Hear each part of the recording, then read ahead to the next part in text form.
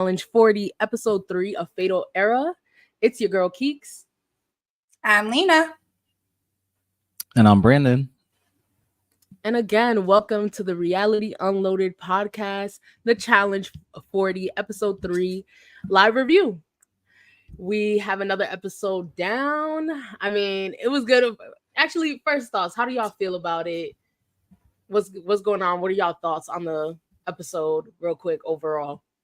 Was it better than the last two? I thought it was a good episode. I mean, I don't know that it was better than the last two because I think the last two really came in with a bang, but I think we were introduced to a lot of twists. We saw a lot of romances forming this episode. So I think it definitely set us up for the remainder of the season for sure. Yeah, I definitely agree. I think with this episode, it was interesting to see some usually quiet voices make their mark. So we'll get into it. Yes, we will get into it. And yeah, some people, for me personally, they made me eat my words this episode, which I have no problem doing. I will own up to it, I will give flowers where they are due, etc. So let's get right into it. We got to give props to those that showed out this episode. And the episode starts with the contestants coming back home and questioning why the losers stayed back. As we saw, the karma twist of it all came into fruition at the end of the episode. Pretty much for those that don't remember or are just starting to watch the season now, at the end of last episode, TJ lets the elimination losers know that they actually still have a role in this game.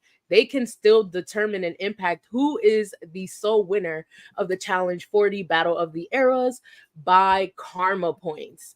And pretty much it's a point system where they're going to rank the players from 1 through 5, and 5 being obviously the most that you could get, or 0 or just 1 point if you don't want them to win at the end.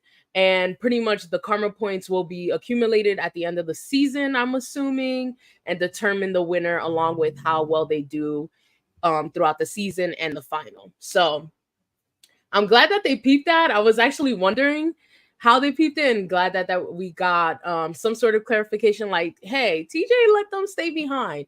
How did y'all feel about the other challengers peeping that? I was happy because I know if I was in the house, I definitely would have peeped that. So I'm glad they're not just ignoring the fact that they stayed behind. I think it's going to be interesting since they don't really know what the twist is. If people are going to play different, if they're going to act different, if we're going to see different sides of people. So I love when the players have a twist and they have no idea what's about to hit them. I will still say though, I think it should have been a redemption house, but it is what it is. No, same. I would have been okay with a redemption house. Again, we said that last time, especially with the people that we lost. Like, come on, we literally lost heavy hitters. I like that it's keeping them on their toes for sure. Thank you, Crystal. And yes, so then we move on. Aviv is obviously talking about the game getting real. This is her first elimination in 18 years. And then she touches on the fact that her and Darrell, they have had a relationship, or at least a friendship. He can rely on her, she can rely on him, because they've won together, which was both of their last wins. Obviously, Aviv's first win in the game and Darrell's fourth and final win. Which is insane. I can't believe it's been 18 years since that. And then how did y'all feel about that? Because we're going to touch on that a little bit. I am kind of curious to know if Aviv and Darrell kept in touch throughout those 18 years, but it doesn't seem like it. Did you guys get that impression? Yeah, I don't think they stayed in touch. I mean, I think Darrell even said it. He was like, oh, it's so good to see Aviv after all these years, Mm-hmm. So it didn't seem like a friendship was maintained, but I think a lot of respect between both of them is definitely still there. Yeah, I agree. I don't think they kept in touch, but I do think that Aviv still came into the game thinking this is going to be her number one. Yeah. But we'll touch on that later. Yeah, we will touch on that later. And then we see obviously Horacio talking about he's disappointed, not this, but he's feeling for himself at this time because Nerys left the game. Obviously, we saw Horacio literally needed Nerys because her social game can just get them further. That she did her best protecting him as far as she could. With last season and in general, like she just seems to be the strategist out of the two. But we see Michelle talking to Horacio about staying strong and stuff. How did you feel about that, Lina? So look, this is my thing. Don't do too much. Period. Don't do too much. You're not his friend. Not her telling him stay strong. I'm here for you. Miss, you were literally against him the whole last season. Like, where do you think this trust is going to come out of his ass? Just because Nerys went home? He ain't going to forget. But okay, I get it. She's trying to lead the team. She's trying to build up morale. I feel bad for Horacio, but at the end of the day, I know that he is a very physical player, and I think he's still going to bring it. He's definitely in his feels a little bit, but I have no worries about him. Yeah, For I real? definitely I'm think sorry. that. Hold on, read Brandon's comment. Brandon Soso says Horacio does not fuck with Michelle at all. Period. But I think she definitely knows that he is the biggest asset on the guy's side for their team. So I think this season she's not gonna mess with him in that way. If anything, she needs him on her side. No, you know what was funny though? It was him saying like, "Oh, I could go home right now" or something like that. Like, just send me home now. After Michelle made that comment, I said, "Yo," he's like, "Get me the fuck away from this lady." What's up, Bloody Money 47? Thanks again for being here. What's up? But yes, so we also see Emily and Brad are cuddling up. I said, "Oh, okay." Your fave, Keeks. Your fave. It's just weird. I don't know. I mean, hey, I get it. Apparently, most people they just want some loving when they're in the challenge house. They need that physical affection and touch, and that's okay. So like get it where you can. And I mean, they were already showing us a little bit of that with the introductory episode, episode 0 or whatever, like they peeped each other, or at least Brad peeped Emily, so it was bound to happen. I don't think damn Bloody Money, I'm sorry. Yeah, sorry to hear you're going to work.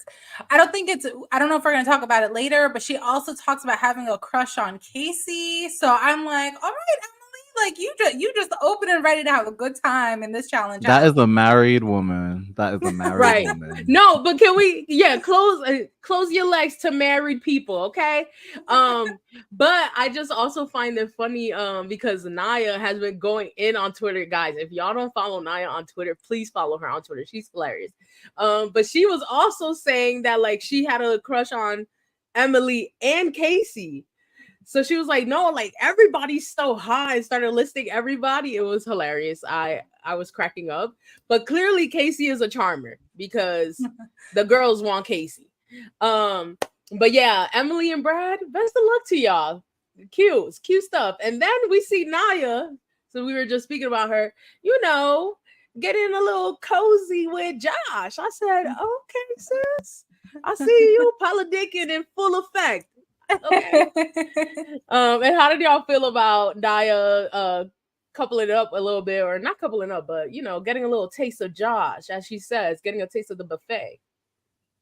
I mean, good for her. Like, kudos to you. Getting it where you could get it, and I'm not mad at it. So same, girl, get that D. Like, if it's gonna get you far in that game, you a single woman. Do what you gotta do, period.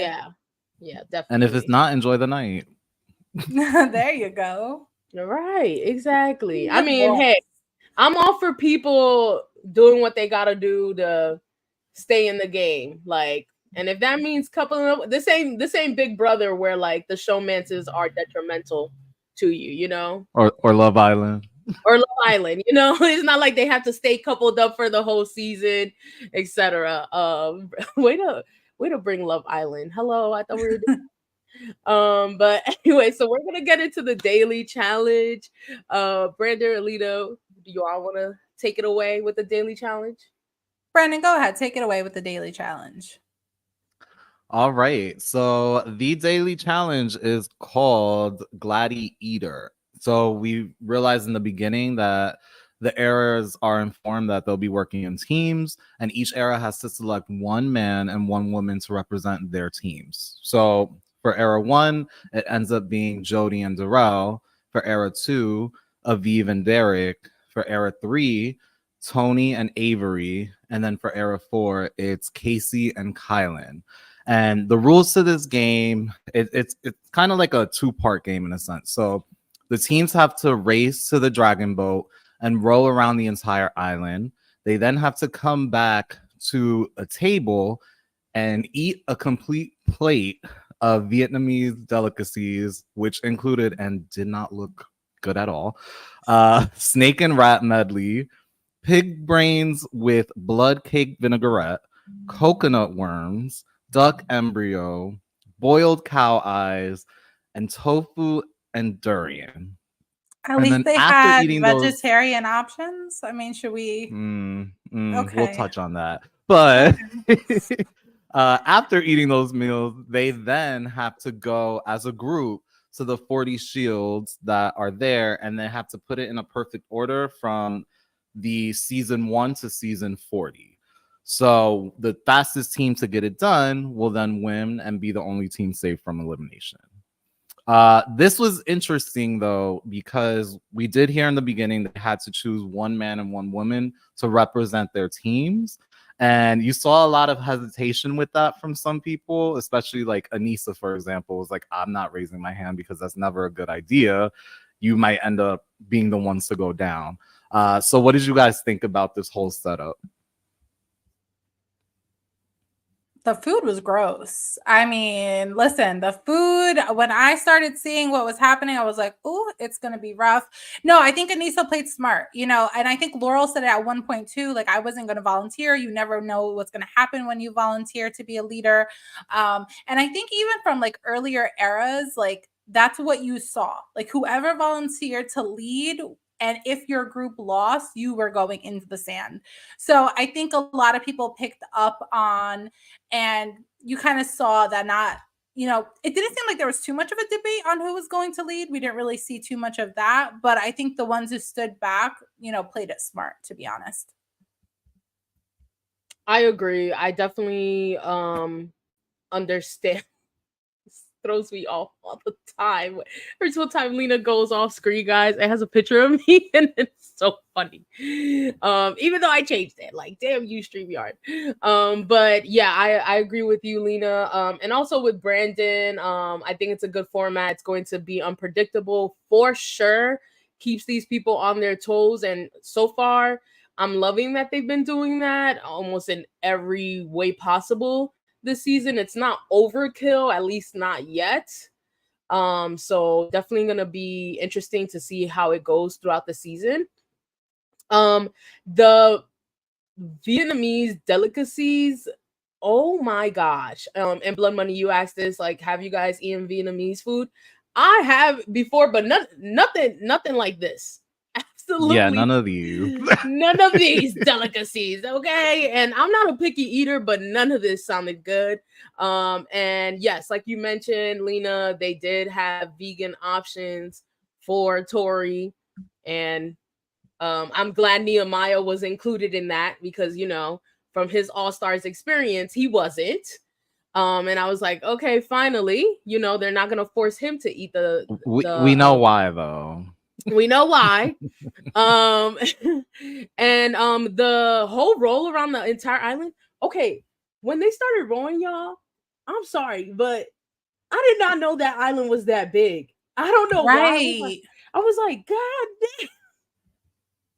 damn. Like when they showed us the map, I was like, damn, that's a lot of rowing to do. I'm glad they had to do that in the beginning and not eat and then do that, because I would have been vomiting. Horrible. But yeah, so again, I really did enjoy it. Crystal said Era One was lost in the sauce. Oh, we'll talk about it, but Era One was lost in the sauce. They were rowing that boat into everything but their final destination. For sure. They were struggling. But yes, continue, Brandon, with how it ends up going for these eras. So they all start, and we see that Era 3 is definitely in the lead, and it's followed by Era 2. And then Era 4 and 1 are kind of like in last place. Era 1, just in general, is struggling because Brad said he could be the leader of the group and is a good rower, but like he didn't know what he was doing. This sounds very familiar. Of Brad It's giving trying to all take stars the for lead. Brad. It's giving all stars for Brad. Yeah. Stop taking the lead if you don't know what the hell you're doing, sir. Like, I was like, wait, so y'all let him do that? Y'all didn't learn from last? None right. of some of y'all were there. Come on now. Y'all know he shit the bed again. Play it back. Like, please play the scene back for all of us. Right. Brad doesn't know how to work the rudder, all this shit. CT's yelling at him, going crazy. Pissed. But yeah, Era 1 in general is just, sad to say it, just a mess. But when it comes to Era 3, I didn't expect them to pull it together that fast and that well. So they're the first ones to complete the lap, and then they begin the eating challenge. And Tony, as we all know, whenever it's Tony time and it has to do with anything about eating, he is going to kill it. So he ends up dominating it, and they become the first era to then go to the shields portion. Wait, before you go, not Tony being an eater. Oh God. A munch. Okay. All right, Tony. Nasty. Oh God. Tony time. Okay. I had to say that. I said, "Oh, okay, Tony. Oh, I'm gonna eat it, Tony." Sorry. Oh, God. Let me. He's a married man. I got PG-13. He is definitely a married man. But yes, we see, because Tony finishes, they move on to the shields, and sure enough, Tori had said that she memorized the challenge seasons in order, because I think it was put up in the house, if I'm not mistaken, and I think Naya was the one that said, I saw her memorizing it, so I know we got this in the bag. Era 2, though, I will say, was pretty close. They were catching up to them a little bit, but eventually we see Era 3 being the winners and completely like dominating it. And I think like this really goes to show that I might have been mistaken. I thought Era 2 was going to be the ones to watch out for, but Era 3 really solidified their place there. And I honestly, I have to give Tori a lot of credit. Like, I know Tori might not be our fave on the challenge, but she really did that. And, you know, she made a really good point. You knew that they were going to say, this is a try hard. Listen, Brandon, she may be, but she helped them win that challenge. So we got to give credit where credit is due. I mean, they all helped each other win. We can't give it to her only. I mean, listen, a lot of times that's where you see people get like held up, is putting those challenge seasons together, because, you know, especially the ones in the middle, you start to confuse them. I don't know. I'm going to give her a lot of credit. That's all I'm going to say. Yeah, I mean, she did what she had to do. Like, I'll give her flowers on that. Do I think that she was the only one from her era probably contributing to that order? No. But obviously it would make sense. Like, if you guys see the logos in the house, try to remember what the hell they are. Like, those are clues. Like, come on now. They all did a really great job. Truthfully, because I'll even give Devin his flowers. Seemed like he was leading them when it came to the rowing portion. Obviously Tony did what he had to do in the eating portion. So a lot of people played their roles with Era 3. They really dusted everybody, it feels. So shout out to Era 3. I was very surprised by Era 1's performance. I would have thought that they would have been way better.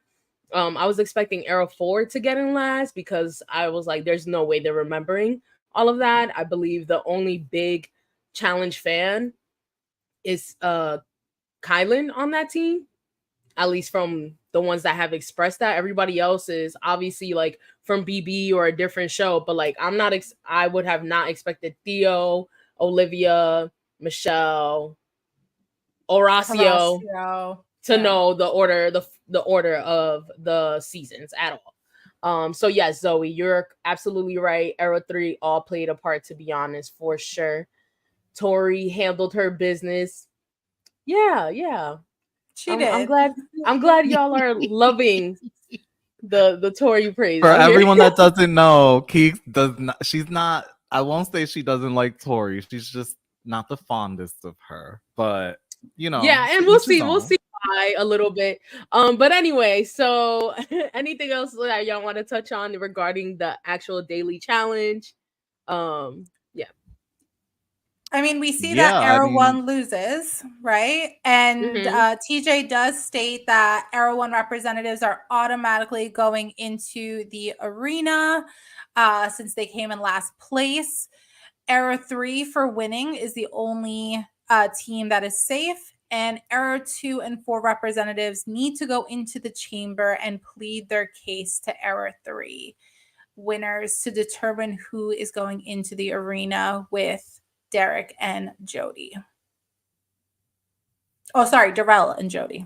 Yeah, I was like, wait, what? Darrell and Jody. Yes. So how did y'all feel about that part? So I thought it was interesting, definitely because I believe Tony mentions like making a deal with Era 4 to benefit them in the long run. So to me, I'm like, okay, why not? It wasn't making sense to me. You're trying to side with Era 4. I think Era 2 as a whole, you're friends with more of them, and I feel like they'll bat for you more than Era 4 would. And again, you have more friends on that side. They're more likely to win, in my opinion. So his reasoning wasn't making sense. The situation in Deliberation that really threw me for a loop, though, was when Aviv went to go plead her case. She basically was saying, that she was close with Darrell. But then when it comes time for Darrell saying who he'd rather go against, he says Aviv and Derek. And I was like, wow, that I did not expect that from Darrell, in my opinion. I thought he was more of an honest, loyal person. So to see him do that, I was like, okay, he's playing the game. He's not taking these relationships into account. Well, I mean, I think he was being an honest person because Tony asked him, who would you rather go against? And he said, to be honest, if I had to choose, I'd rather go against Derek and Aviv than go against Casey and Kylan. So I don't think that he was Is it because he lost to Kylan before and he didn't want to do that matchup again? Do you think? I think that's what it. I think that's what it is. I think that's absolutely what it is. He knows what Kylan can bring, and I don't think he's right. Like Darrell hasn't played with Derek since that season that Derek left, which was All Stars 2 when he left early, or when he got eliminated early. I think that was his last time playing with Darrell. Darrell made it to the final for All Stars 2. So it would make sense why Darrell would think, okay, I'm going to fare better going up against Derek than I will Kylan for sure. And I think he was also probably trying to consider the fact that they were probably going to do this in pairs. All right, that's what everybody was assuming. And or at least wanted to be aware that it could be them doing it in pairs by Era. So I'm sure he also didn't want to set up Jody that way either. Yeah. True. Against Casey. I feel like the groups took a very different approach in the Deliberation, right? So like we saw Derek and Aviv really pleading kind of a friend case to Avery and Tony. Derek said, listen, if we were the winners, this wouldn't even be a discussion. Like, we would have your back, like no offense, right? We see that Kylan and Casey are pleading more of a partnership situation. Like Tony, you scratch our back. We're going to win. We're a strong team. We'll scratch your back in the future. And I think that kind of piques Tony's interest just because, again, he was already nominated to go in for the first the second part of the episodes. He was already put into elimination, so he didn't feel like he was really having the highest standing with his team. Again, Brandon, you touched on it. Darrell said that he would rather go against Derek and Aviv. So what do you guys, how do you feel about these different approaches? Like with Derek and Aviv, Kylan and Casey, like pleading their different cases. Which one would you kind of fall in line with? I would have fell in line with the friendship case or like the connection case because Kylan and Casey are strong competitors and it doesn't matter. Like, it's so early to throw your allies down there against you. Like, I feel like it doesn't it doesn't hurt taking that shot towards Kylan and Casey. It's the K's, bro. So I was just very surprised at that. Like, I don't blame Era 4 for trying to lead it that way. Obviously, like, play to their strengths. And I did understand their angle, which was very smart on their part. But for me personally, I thought it was very stupid the way that Tony went about this whole thing. Yeah. What about and I don't think we touched on it, but I know that Avery had mentioned living with Derek, I believe, for like 10 years at a point. Yeah. Or 10 years ago. 10 years ago they lived together. So like they already had established that bond with each other, and she clearly says it. I'm not voting them in. That's my friend. Yeah. Like, not gonna do it. So yeah, I would have pled the friendship case too. It didn't really stir any pots, and it was clear cut for me. Yeah. So I mean, listen, you hit it literally on the nail. So the head on the nail, or whatever the saying is. But Avery, moving on. Avery is sticking to the friendship case. She's, she wants to back up Derek. She has a history with Derek. She doesn't want to give that up. But Tony, Avery stood on business. Yes, she did. When I tell you Avery came in as a strong woman, kudos, girl. That was all you. She made all of us eat our words. From what we saw on All Stars 4 to now. Yeah. I wish she would have done this in All Stars 4, to be honest. Yeah. She was 10 toes down, literally behind Derek, would not vote him in. We see Tony, though, really kind of playing off his ego. Like, he will not, he even says it. If it's a stalemate, I will go down. And Avery goes, he was being a man. Yeah. And Avery said, so will I. But can we talk about the fact that, like, did they do the flashback to Zach and Amanda in this moment? No, right? I think so. It was somewhere around here. I can't remember, but I'm glad they flashed back to that, because yes, we saw what happens when you put yourself down in elimination. And we said it before. We said it in the first episode. We've said this on the pod many times before. Stop putting yourself up into elimination. Stop stalemating, because at the end of the day, TJ is gonna send your ass in there. This is not, you were going to do a tiebreaker. No, y'all know the game. Stop playing. And it was just so foolish. And I'm glad that so many other people in the house were validating what majority of the audience was most likely thinking, if not all of us. Like, Tony, why are you going so hard for these people that you just met? It doesn't make any sense. Like, you're risking your team's probability of winning. And like, you're also risking yourself staying in the game. Why would you do that? Especially when you just left early for All Stars 4. That's why I was even more surprised by Tony's decisions. Like, I was confused. And moreover, like, Tony, Casey has so many other alliances in the house. Like, that Kylan has other alliances. Why would you ever think that you would stand up to that? Like, it didn't make sense. But the episode decides to lighten the mood with a toga party, which I have to say really brought me so much joy, like, watching, because it really brought up like old challenge energy. It did. What do you think about the toga party? I mean, it does. Like, I mean, we see some of them have theme parties. I believe last season for season 39, they had like a anything but clothes party, Yes. ABC party. For those that don't know what that stands for, but yes, I mean, like, I do love the parties that they have. Like, everybody just seems to be having a much lighter, just enjoyable time. It doesn't seem as serious, and I think that is also a testament, or like shows that the older or the OG should be there, because I feel like they're the reason why it's so Yeah. lighthearted at times. They just like emphasize, like, bro, like, just live in the Have fucking fun. moment. Like, we're Yeah. not this is we don't have to game 24/7. Like, relax. And Um CT even gave it as a pro tip.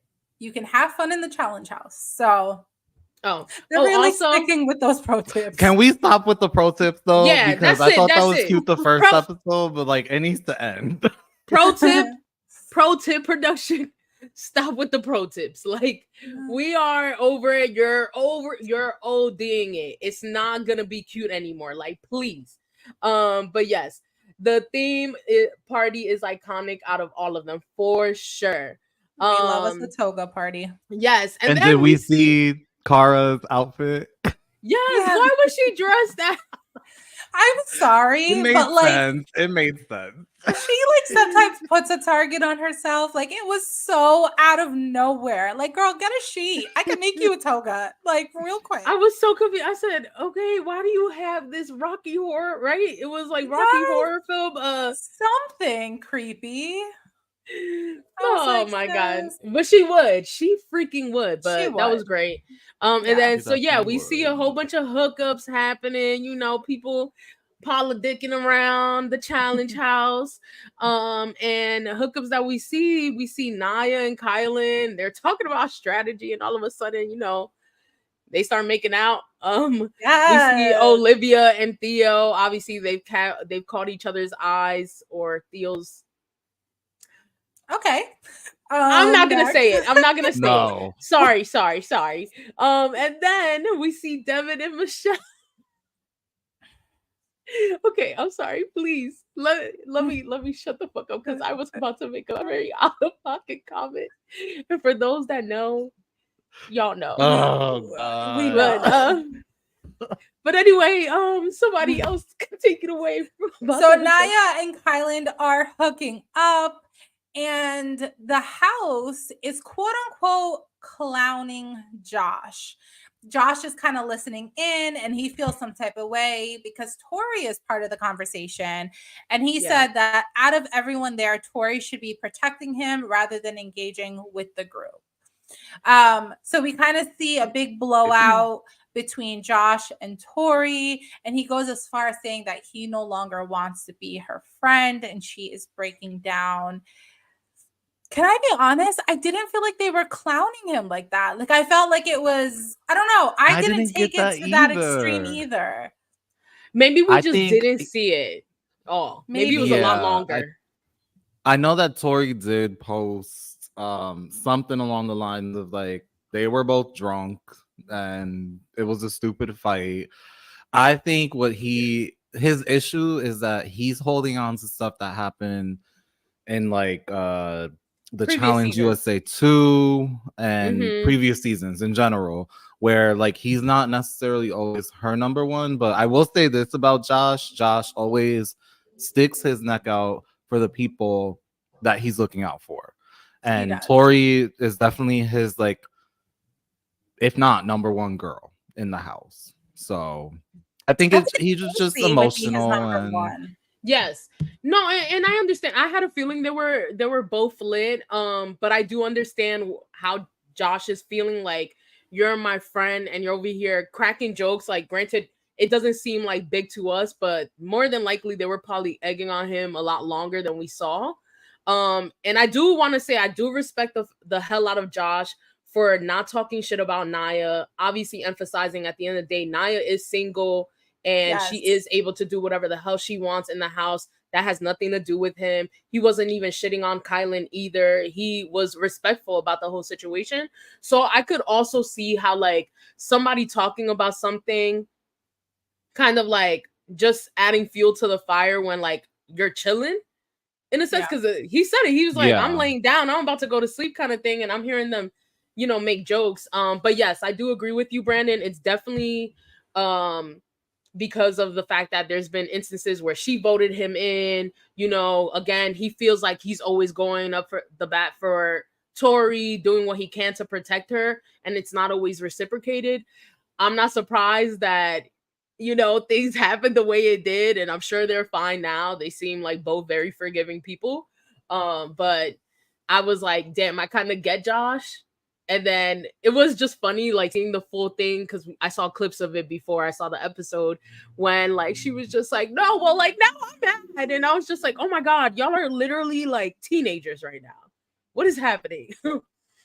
This whole back and forth. I do want to also point out, Michelle, why are you always in the mess? Why are you always in the middle of the She mess? had a front row seat.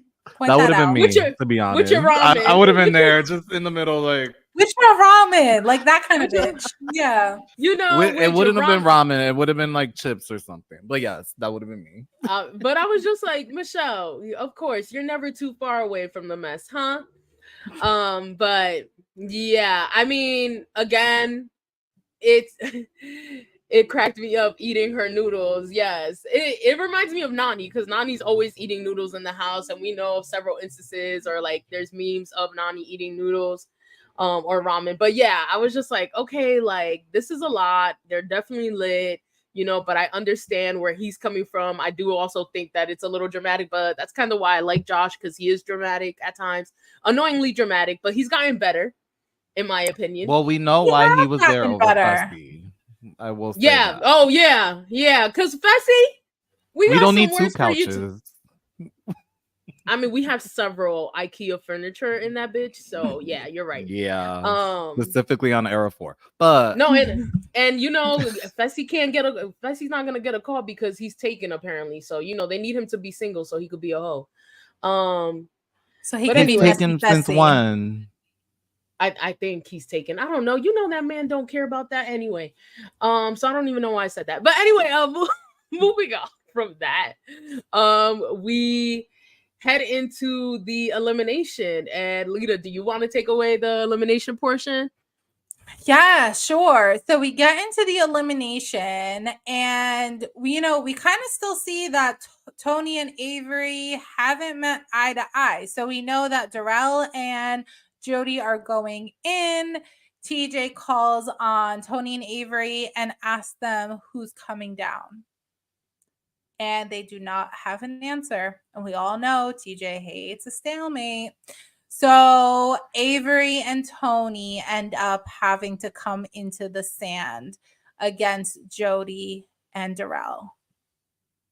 Again, but I'm very proud of Avery. For sure. Did not let that man like swing her vote. Like, I'm very happy she stuck to her guns, because it would have made me look at her a different way if she did turn on Derek after they talked about the history of them knowing each other, and this guy is literally met these people like 2 weeks ago and wants to like have their back all of a sudden. So kudos to her. And she wasn't even scared. She had her bags packed. No. She was like, I'm ready. But Tony didn't. But question for you guys. Do you guys believe Tony wanted to go home like Avery said? I don't know if he actually wanted to go home. I don't know if he wanted to go home, but he definitely didn't want to stay enough. Yeah, I saw he posted something. It was pretty long, but somewhere along the lines in the post, he did say like there was never a day where he said he wanted to go home. He did have conversations with Avery where they talked about, his reasoning for being there, like him having his daughters and him being there for them. But apparently she like twisted his words and whatnot. So I think that's maybe what happened, and she kind of took it the wrong way. I don't see Tony just going there for an appearance check. I think he really wanted to compete, especially since the last time we saw him on All Stars 4, he had to go because of an emergency. So I think he just won. Ego. I really just think he let his ego get in the way of this one, to be honest. Yeah, I think he was sure. But what was your question? Sorry, go ahead, Keeks. Keeks, you were saying something. No, I was just gonna say real quick, that I also believe like Tony already felt like his back was against the wall, but not Yeah. realizing that like he needed to side with his team in this moment instead of working against them. And I just feel like, yeah, he just made a poor decision and it ended up, the consequences of his actions sent his ass home. So Yeah. Yeah. it is And if what he it is. stayed, he would have been singled out regardless because he didn't do the majority of what people Mm-hmm. want Yeah. him to do.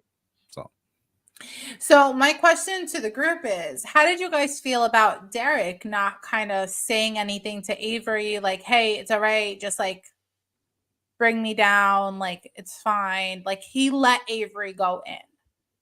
because Derek didn't want to go in himself. So like I would have done the same thing. If it was me and you in there, Lena, and you're like, no, I can't vote him in. That's Brandon. I've known him for this amount of years. I can't do that. I'm staying Yeah. silent and making sure that you know what you're gonna do. But if you guys go in there and you're like, well, I'm ready to go in anyway, I'm also not gonna stop you. But I Yeah. wouldn't want that to happen. All But if I players was play Derek for in that yourself. situation, Mm-hmm. if But I I was also Derek in that situation, I would have stayed silent. right. And I do understand why Derek stayed silent because ultimately, like, it was Tony, like he would be taking Tony's place if anything, and Tony was so gun-ho about going in and not switching. Yeah. Like it was like, okay, well, you knew what it was. You knew what the outcome was going to be. And I feel like they definitely probably had a conversation right before going into the elimination the arena and, she was just like, well, I'm not going to back down on whatever he says. And even Jordan says like, I've known Avery for 12 years. She's not going to back down that easily. And Tony's about to find the fuck out. So again, just very surprising moves by Avery. I definitely gave her whackings. I called her furniture. I definitely thought she was IKEA furniture like Casey. I'm not going to lie. I've said that her position or her being a part of the season is kind of throwing me off. I feel like Ashley Millionaire Mitchell should still be there low key, but I am very happy that Avery's proving herself and standing up for herself. It honestly was great. And yes, Avery standing up for herself was a great callback to Rachel's toast. Absolutely. Yes, for Absolutely. And sure. you know what? Um Also, it's nice to see Avery on a season where she's not tied to a man because I feel like in All Stars 4 she was tied to Adam basically. They didn't really show it, mhm, but we all knew. And then before that she was paired with Johnny, who was her ex. She's always just had like a guy paired with her, and I don't think she really got to show off her own shine. So I'm happy like now she's really proving that she's good. So yeah. Yeah, Yeah. definitely. So then we get into the actual elimination, and the elimination is called One Step at a Time. And players pretty much start at one end of the arena at a platform with piles of colored tiles. They will race to the other end to uncover their sign with directions on them that they have to follow. And then they will then put the colored tiles across the boxes laid in one straight line, like across the arena, using the directions given. And the first player to do this in the correct order and do so correctly without having they'll eventually win. But the the instructions, I'm not gonna lie, they were confusing. At first I was like, wait, what are they saying? guys, I would have Um went Girl, home I would have because went home if there were too. no people helping, because especially in that state of mind, I don't Yeah. have time mhm. to concentrate on this can't go here, Blue but this could can't go here. touch yellow. Like Yellow no, can touch two. I I was just mean like, I was doing it on my couch. I was like, okay, this is the order, obviously, but I I was can't. I not. could only imagine like how stressful that looks. But Yeah. it I was was just confusing. I was sitting back, confused as hell, watching the other people help because I was like, I don't know what's going on. If that was me, Brandon, I would have went home for your ass and I would have been mad as hell. So it would have No, been a I lot. would have been there helping you in the crowd. So That was a very hard puzzle. Agreed. But it was an individual elimination. The men have gotten used to bulldozing the women, and I love that yes, for sure. For Yeah. sure. No, But Avery did yes. that. But yeah, sorry, Zoe, that was a hard puzzle. Yes, I do agree. Like this was a tough elimination. But yes, continue, Lina. Sorry. So it was an individual game, and we started off with the men going first. We saw when Tony pulled that, pulled to see what the instructions was. He was confused as hell. Era 3 did try to help him, though, to their defense. They still wanted their player back. So they did try to help him. But we saw that the majority of the house was helping Darrell. Darrell did end up throwing out his back, which I actually felt really bad for. Like, CT even called it out. He was like, I know I'm not the only one who saw Darrell like literally blow out his back. But in the end, he did get the W. And Tony, your ego, your sacrifice didn't pay off because you're going home, buddy. Yeah, at that point, Tony was lost in the sauce. His bags started packing themselves because he just didn't know what he was doing. And I feel like he did, in a sense, give up like midway through. He was just like, I'm not going to get this. So, I mean, learn from your mistakes, come back better, but definitely choose the right side next time. Yeah, smarter. Yes, smarter. Listen to people on your team. Like, but look the same though. Oh, come back smarter, but look the same. Yeah. I mean, he's a handsome man. Honestly, I'll give him that. But sometimes with Tony, sense chases him, but he sure is faster. So I guess he's just good to look at. Yeah, there are those people. Yeah, they're just so pretty. Yeah. But then we go into our females, which Keeks, did you want to add something about the men? No, I was just kind of laughing at like Darrell emphasizing multiple times before they started, like he's gonna rely on his team. He's gonna rely on his team, and I just kept thinking, yeah, I would probably do the same thing until I got it myself. I was kind of curious though. Were they able to like? I wonder if they could only touch one tile at a time. Did they ever say that? Because I would have spent my time once I figured out the order. I would have spent my time rearranging the tiles. So they did have I think they could like organize the tiles over there, but they just didn't have the knowledge the way to of how do to do it. And everyone Yeah. wasn't going to be like, well, you need to do it this way first. Like they were just going on a They were just going with the flow. Case by case basis. Yeah. And also they had like extra colors in there too that were throwing me off. They couldn't use. That they couldn't use, that were on top of the tiles that they needed, and those tiles were heavy, so it was just gassing them out. And again, there was that big kind of like, if you mess up at any point, you have to reset the whole puzzle. So you have to take back all of, those heavy concrete plates back to the beginning and start from scratch. So, yeah, go ahead. And before we move on to Avery and Jody, like, how did y'all feel about the people that were rooting for Darrell and the people that were rooting for Tony, if any? I mean, a lot of people were kind of just like fed up. Remind me again who specifically was rooting for Tony, because I feel like I think it was just his era. Just his era was trying to help him. Like Jordan and Devin were trying to help him, but everyone else was helping Darrell. Yeah, because there was a certain point where like his era, like you hear like Naya make a comment like, "Oh, he really doesn't want to be here." Like clearly he's just like bullshitting. What was Banana? And Laurel. I don't think Bananas was helping anyone, but Laurel I don't remember. was like helping Darrell heavy. Darrell, Laurel, yeah. So I thought that was a little interesting. I was like, okay. I mean, Laurel had already expressed that she was over Tony, which was also interesting because apparently Tony did mention that in the caption of his Instagram as well, that he was like surprised at Laurel with what she was saying in the confessional and all this stuff. So yeah, but I just wanted to mention that. How did y'all feel about who was rooting for who? Because I was like, okay, they are talking mad shit about Tony. So either way, if he was to come back, he was gonna go through it in that house. Yeah, even Bananas, who was his friend, was like, Tony had mentioned, yeah, that's true. Because Tony had mentioned that, like, he remembers hearing Bananas cheering on Leroy a lot louder in the Yeah, but previous elimination. he can't use that. Like I that know, to me because was they're like, all right, that is his number one boy. yeah. Like they're close outside of the house. He Yes. looks at you as like a little brother. He even said like seeing these two people go head to head was hard.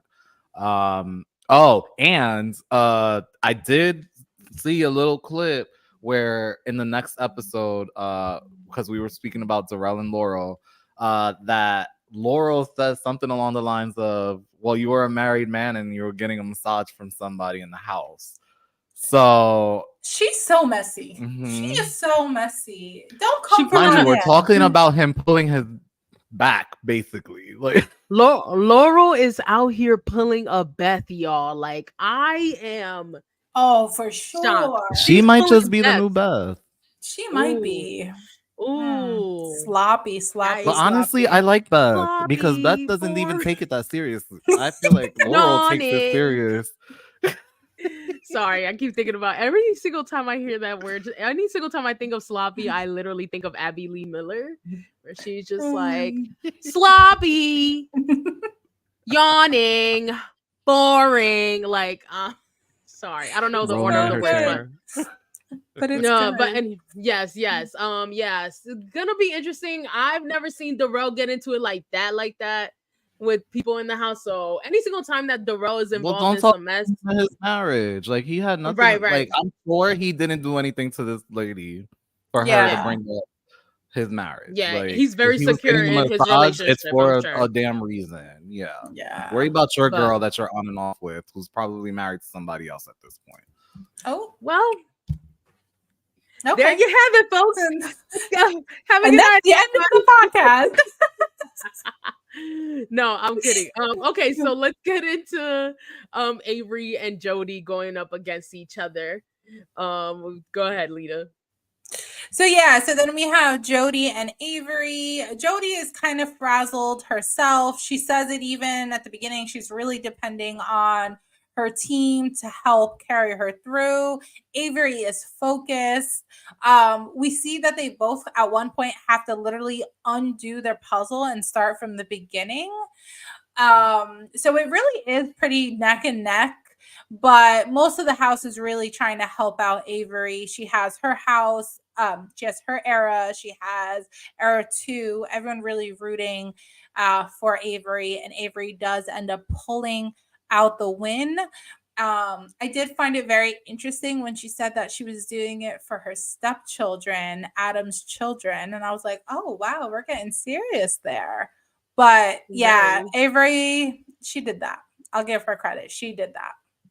Yeah, and I don't think I was necessarily surprised at the outcome of this. I know that Avery, she usually like keeps well under pressure. She doesn't really like freak out. I know that Jody though, like whenever it comes to like puzzles, yes. I don't know why Jody always panics during eliminations. Whenever it comes to puzzles or eliminations, she gets flustered. She's usually good when it's like a daily challenge and you know she has to rely on her physical strength, but whenever it comes to anything puzzles or like last minute elimination, she doesn't perform well under pressure. Yeah she's not Jody, she's Choky. That was so bad, I'm sorry. But anyway, yeah, it was just bad, Jody. It was bad, like, and I felt so bad because you could tell they both put in mad work. Like they were doing what they had to do. They both had to reset.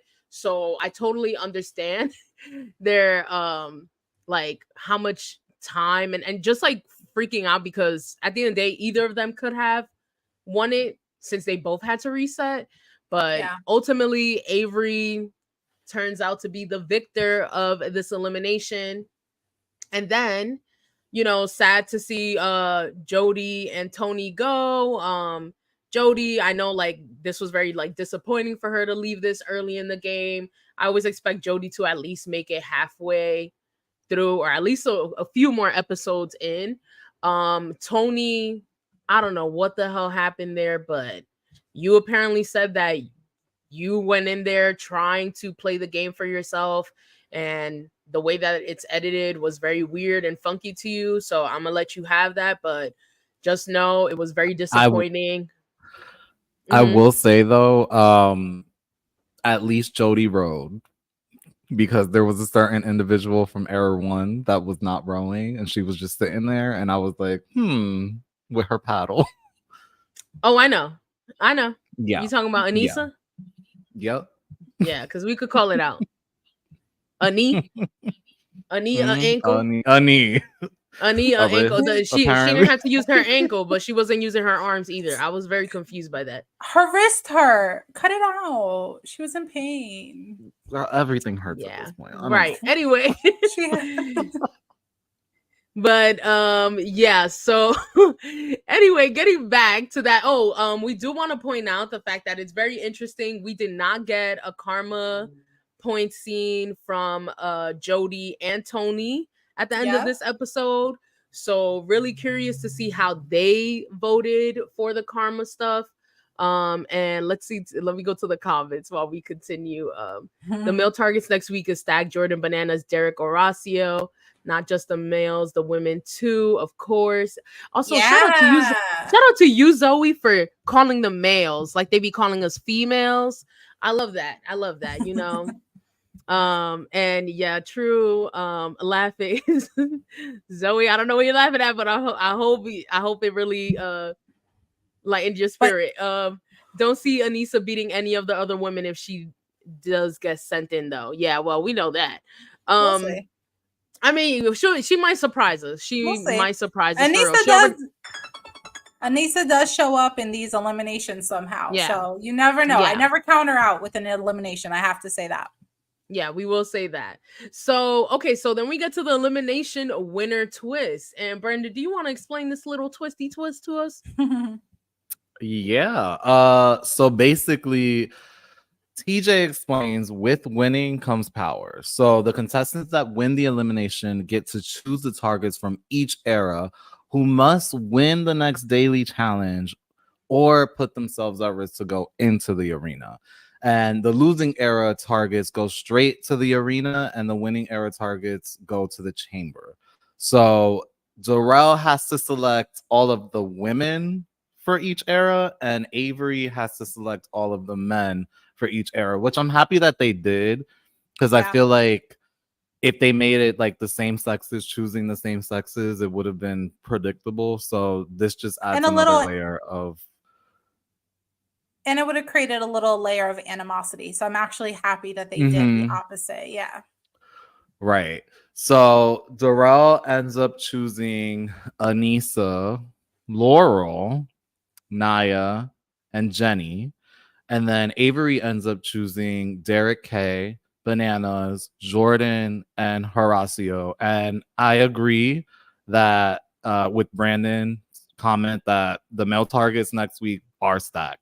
But I will also say the women are pretty like they're all heavy hitters. Yeah. No, next week's elimination is going to be so good, because I think whoever goes in, it's going to be a show. I think whoever goes in is going to put up a fight. So I'm very interested to see. And I think we were talking about this earlier, there is kind of a chance where we'll see what the eras are going to do. Are they going to possibly throw the daily because they want their targets to go in, or are they going to fight that much harder because they want their targets to stay? So we'll kind of see what plays out next week. Yeah, it should be very interesting. Was there anyone that you guys were surprised got chosen as a target by either of the elimination winners? Or do you feel like it was I will say Bananas and Laurel was a little surprising for me. Really? I didn't know that Avery was close with Nehemiah. So for her to choose Bananas, I was like, okay, that's different. And then because she's not going to choose Ryan and Derek, obviously. And then Laurel, I feel like Darrell already backstabbed Aviv, so why not just throw her in at that point? Oh my God, he definitely did not backstab Aviv. He definitely just said that he would rather go in against because she did call out that I helped you win, that season. So, oh, and then we did talk about this earlier. We were like, is Cara gonna throw the challenge so that Bananas and Laurel now have to automatically go in? That is a possibility. But again, I don't see Cara being that kind of player, to be honest. I feel like she's such a girl, like heads in the game kind of girl. Like she's not going to throw it because she just loves to win. So, yeah. And I don't see it happening either. I also think if Cara goes ahead and throws it, we know Bananas and Laurel are good in eliminations. If they come back, they will target her that much more heavy. So I don't know. Which she's also good at. So yeah, we'll see. They could do tit for tat. I was surprised that Darrell chose Naya. I was like, you should have chose Tori. I was very surprised. Brandon is also surprised in the comments. Yes. So Darrell should have chose Tori instead of Naya. I also was like, what the hell? And what's funny is that Naya, she tweeted again, if y'all don't follow Naya, please follow her. She is so funny on Twitter or X, whatever you want to call it. It's Twitter. But she says Darrell giving me and Anissa the first targets of the season is giving they not like us vibes, but go off with your fine ass bald headed self, shaking my head. And Naya's so funny because she's been like dragging people, but then she ends it with a compliment and like just calling them fine as hell. And I think that shit is so funny. And again, like I told you, she did that to Tony too. Yeah, Naya literally has been saying, baby, my head was on swivel. Like, do y'all know what it is to like wake up and see Corey, Jordan, Darrell, Nehemiah, Brad, Tony, Kylan, Josh, Theo, and Horacio every morning, and Casey Finance in there too? Woo! Laughing my ass. And she put the train emoji and everything and said, laughing my ass off, JK, but no, for real, the buffet is buffeting. And I believe it. And I get it. How could you be mad at Darrell with a body and a face like that and just a beautiful man? But look, take it all in. That's what she's exactly what she's doing. So right. Living in that moment, cause damn. Right. But Bananas is probably not. He wasn't on that list. Oh, you already know Bananas was mad as hell. He thinks that he should be on everybody's list with them dry ass lips, like and lips. Yeah, say that too, because oh yeah. Look, your unconscious mind wanted to tell the truth. Now let me say with dry ass lips, and now I gotta lick my lips and shit. Now I feel like I gotta make sure my lips aren't dry myself. But anyway, lipstick. But yes, so that was pretty interesting. That's the end of the episode. Is there anything else y'all want to touch on? Anything we didn't get to really talk about? Any of y'all in the comments, anything else y'all want to point out regarding the game? Zoe, I felt so bad for Jody. She said her birthday was in 3 days when she joined Road Rules. She turned 23 and wanted to celebrate turning 43. Oh, yeah. I didn't know that. Oh, Jody. Too bad. And honestly, I hate this for Jody because I do feel like this is probably one of the last times we'll see her on the flagship show. Yeah. I think like obviously we'll see her on the All-Star season, but I don't know. I feel like Jody is another person that is an underestimated player that has shown to be a great challenger. But yeah, sucks that her time was cut short from us. But I'm sure we'll prove see it her. Though in World Championship though. I had to give her credit where credit's due. It was her and Benha, I think she was paired up with from Argentina. Yeah. And they were put in constantly and they were basically the underdogs we were rooting for. Yeah, she said it in the late extended after show. Oh, I'm glad you watched that, Zoe. I'm glad somebody's watching it because I definitely forgot. I definitely forgot about it. But thank you for the input. It sucks that did happen to her. I'm sure she was devastated. She looked very devastated. And yeah, anything else y'all want to bring up or review real quick? Touch on.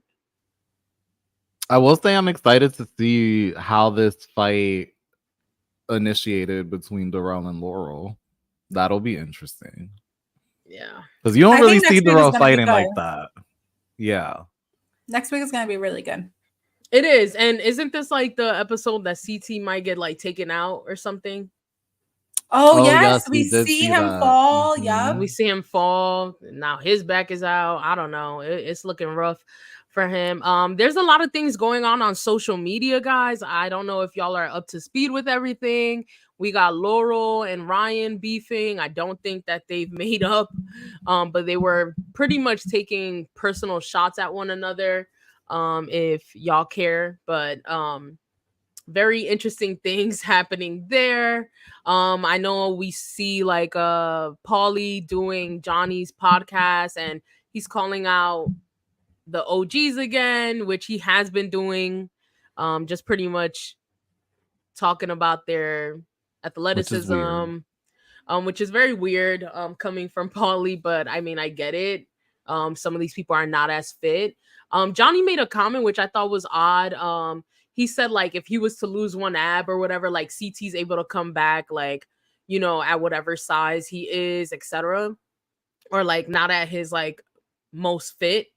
But I'm like, but the thing is, the difference between CT and a lot of these guys is like CT has won in every phase of his life. Exactly. Like CT can win being the biggest that he's ever been. CT can win at his most fit. Like CT can win when he's going through mad shit. Like he can hang with the best of them. He constantly shows that he can keep up with people. Like we saw that with the first episode with how he performed.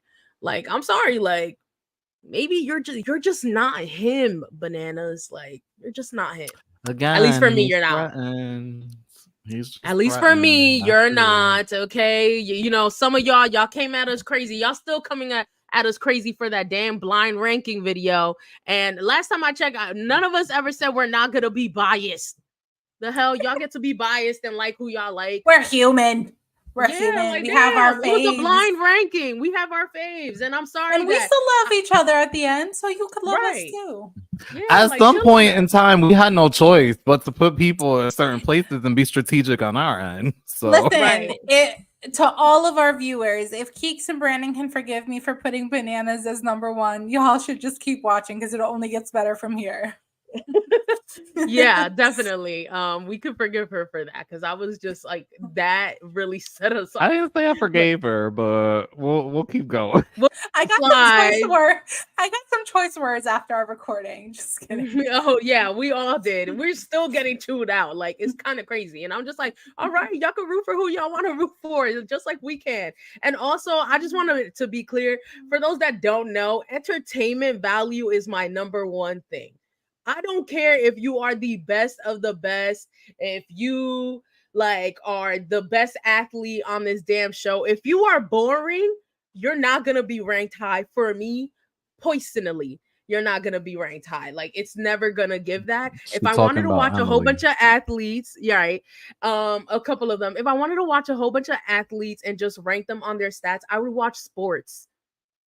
I'm not here to watch sports, babe. I'm here to watch a reality TV show. So I just wanted to let y'all know that, okay? And that's okay if you don't agree with me, but I just wanted to make that clear, you know? For sure. Exactly, Brandon. Casey, call it out, Brandon. Call it out. another couch. Even though she's showing a little personality, you know, clearly she must be a charmer in the Where? house. Well, Where? apparently everyone is calling her out for her looks and for her being her. So And Okay, you could have well, looks, but also not have a personality. well, apparently she has charm. She's No, I making watched her on Big Brother. I don't she's think she making had these people personality. She fall in was just love. there. She was a nice person. I'll give okay. her that. I don't think she's entertaining.